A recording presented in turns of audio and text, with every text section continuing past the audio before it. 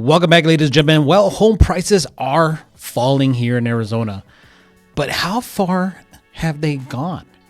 Are they falling dramatically, very, very low in price? Or are they falling just like the Arizona Cardinals here in Arizona, where they're not winning? So with that being said, on today's video, we're going to get into how far home prices have dropped here in Arizona, and I'm going to show you the math so you can make a sound decision if you're thinking about buying, selling, or investing in some real estate. So let's get into the video. Well, ladies and gentlemen, before I get into all the data and show you these awesome charts that you love to see, do me a favor, trying to push this video out to some new subscribers.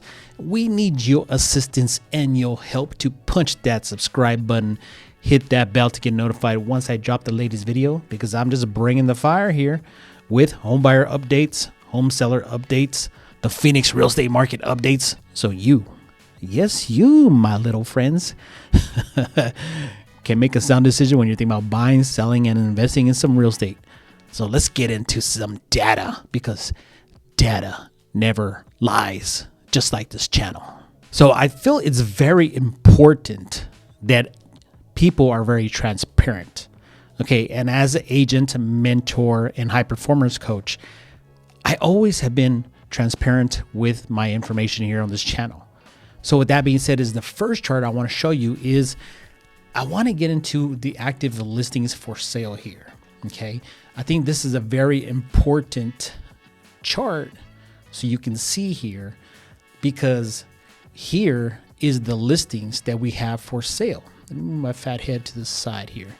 Now we have 7,424 homes for sale. As you can see here, is we have active and coming soon.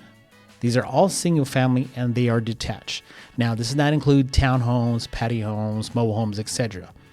Now, back in 2008, when the market did crash, we had roughly about 30,000 listings or more, okay, when the market crashed.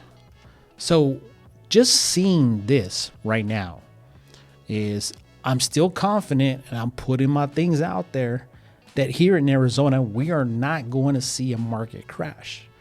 And there's a couple reasons I want to chat about this. Yes, home prices are declining here in Phoenix, Arizona, but it's not like back when the market crashed, when 04, 05, 06 took off, and then 2008, we plummeted. Let me explain something. It's people now who purchase their house have 30-year fixed mortgage rates. So with that being said, is right now there's a lot of people who have a lot of equity. They have low interest rates. They have very affordable payments. And right now, affordability is tough right now, just to be honest.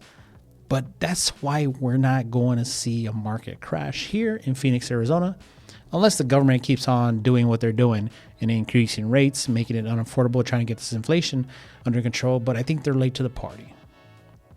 So with 17,424 listings available for you to choose to purchase right now, we're in a balanced market. Okay, the seller doesn't have the upper hand, the buyer doesn't have the upper hand, so it's a neutral playing field as of right now, as I shoot this video. Now, one thing I love about the Crawford Report and Tina Tamborn, I love you more today than I love my wife, but don't tell her that, okay? Putting it out there in the public. And if you're my wife and you see this, I'm just messing around. So the Crawford Report actually gives me a lot of data that I extract to make sure I'm making great investment opportunities for myself, for my money, for my family, and of course for my clients, to guide you in the right direction if you're thinking about buying and selling.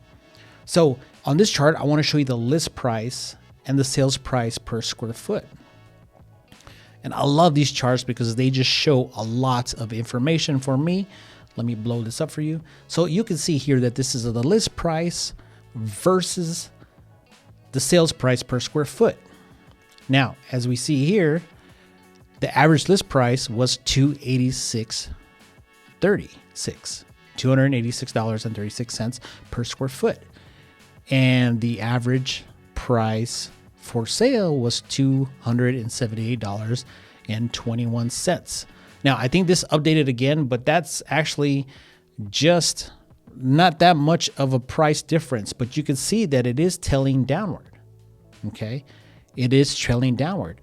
And that's telling me that, yes, the market is correcting a little bit, but that's like $8.30 per square foot in the change if you look at this chart. Okay, if you look at this chart right here, that is the change. Now, we are dealing with Maricopa County, Pinal, Yavapai County. These are all properties, and this is including mobile homes, condos, etc. And here's the price range, 0 to 35 million. Okay, these are all the cities. So here's the small correction of what's going on versus list price and sales price. And yes, as interest rates actually go up, and the federal government just increased it as of today, 3/4 of a point higher, we're gonna see that. Okay, we have high prices, we have high interest rates. It's getting unaffordable here. The house that you could have purchased a long time ago, a 3,000 square foot house, and your payments being roughly $1,500 to $1,800, that's no longer the case no more. And what do we call this? Welcome to Calizona. So I really love to look at the sales price, right? The monthly median sales price. Now you got to remember is that this data is a lagger. Okay, so we have to wait the previous month to get this data and information.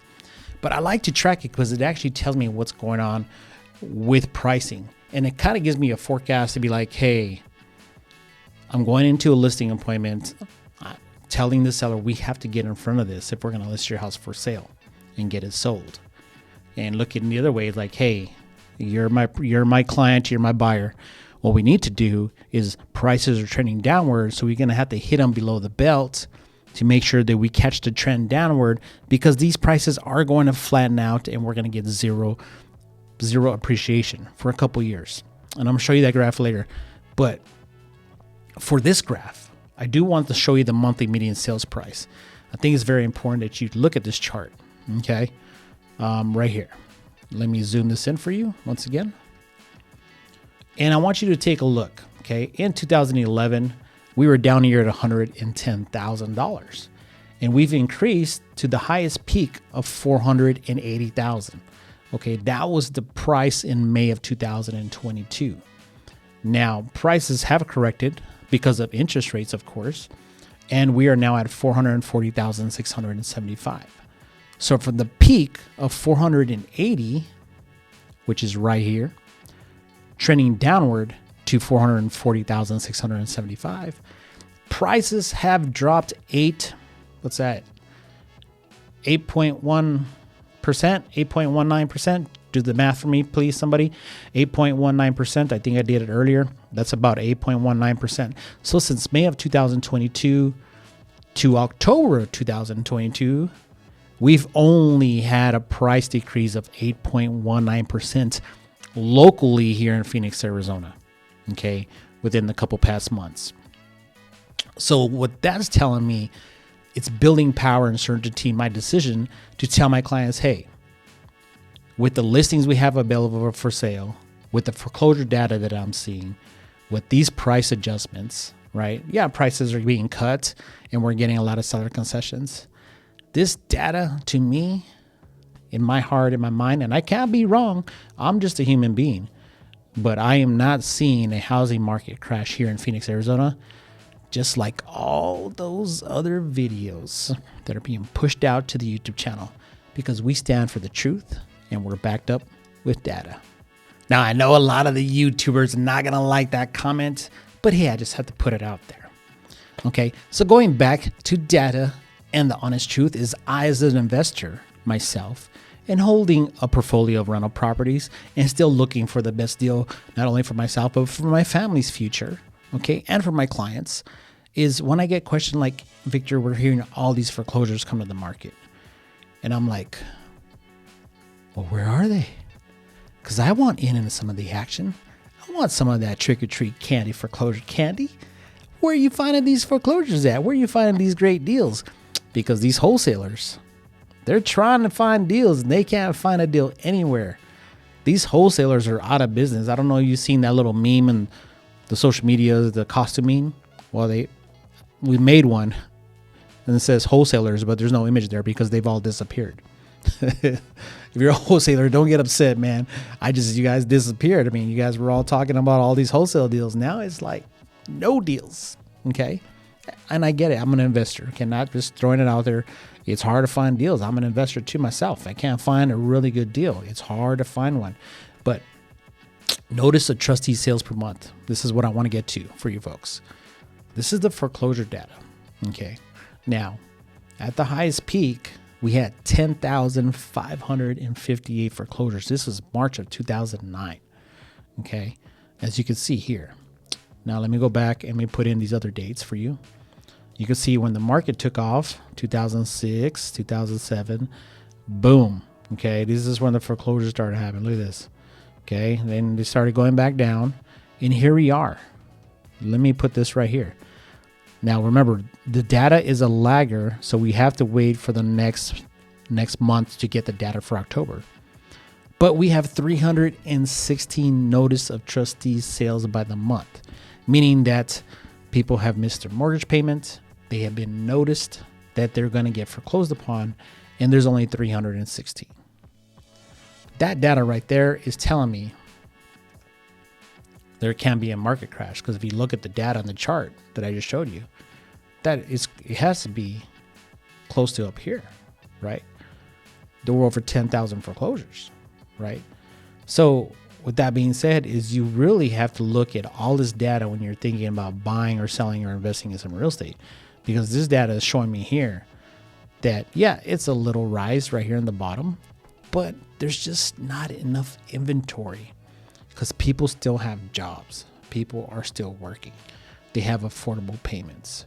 Is it affordable now? Of course not. I mean, prices are high, interest rates are high. It's affordable to some, but not to many. But that notice of trustee sales per month and the foreclosure data is showing me once again, with confidence and power and certainty, that the market will not crash here in Phoenix, Arizona. But you know what? All those politics, the election could make something happen. And I've said that in my previous video, maybe like a year and a half ago, before all this mess started happening. If you have any questions, email me at victor@freeagentproperties.com. Again, that email address is victor@freeagentproperties.com, where we release new videos each week on home buyer tips, home seller tips, the Phoenix housing market updates, so you can be mindful when you're thinking about buying, selling, or investing in real estate. We will talk to you soon.